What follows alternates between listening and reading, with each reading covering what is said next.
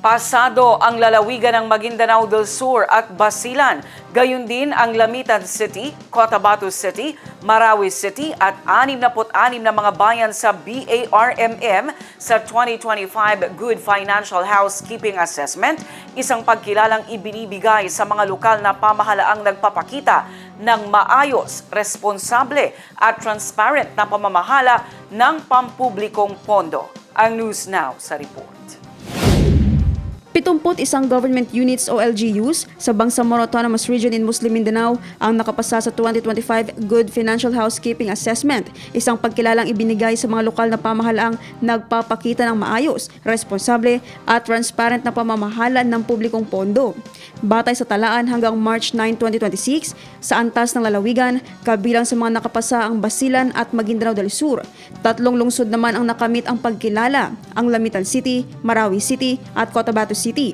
Sa Basilan, 7 munisipalidad ang nakapasa: Akbar, Albarca, Haji Muhammad Ajul, Sumisip, Tabuan Lasa, Tipo-Tipo at Tuburan.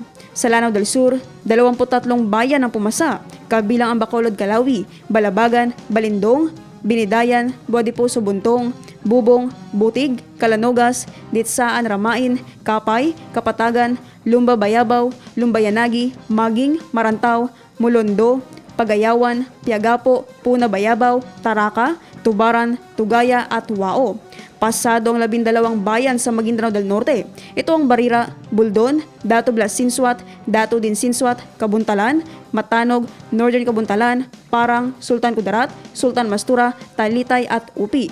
Sa Maguindanao del Sur, 20 bayan ang pumasa, kabilang ang Patuan, Buluan, Dato Abdullah Sangki, Dato Anggal Bintimbang, Dato Hofer ang Patuan, Dato Paglas, Dato Piang, Dato Salibo, Dato Saudi ang Patuan, Dato Unsay, General SK Pendatun, Gindulungan, Mama Sapano, Pagalungan, Paglat, Rajabuayan, Sharif Agwak, South Upi, Sultan sa Barongis at Talayan.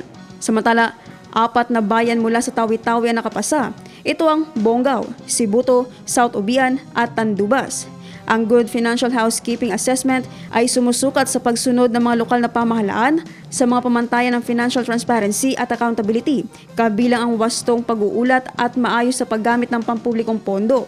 Ipinapakita ng resulta ang patuloy na pagsisikap ng mga lokal na pamahalaan sa Bangsamoro na palakasin ang mabuting pamamahala at tiyakin ang responsableng paggamit ng pondo para sa kapakanan ng kanilang mga nasasakupan.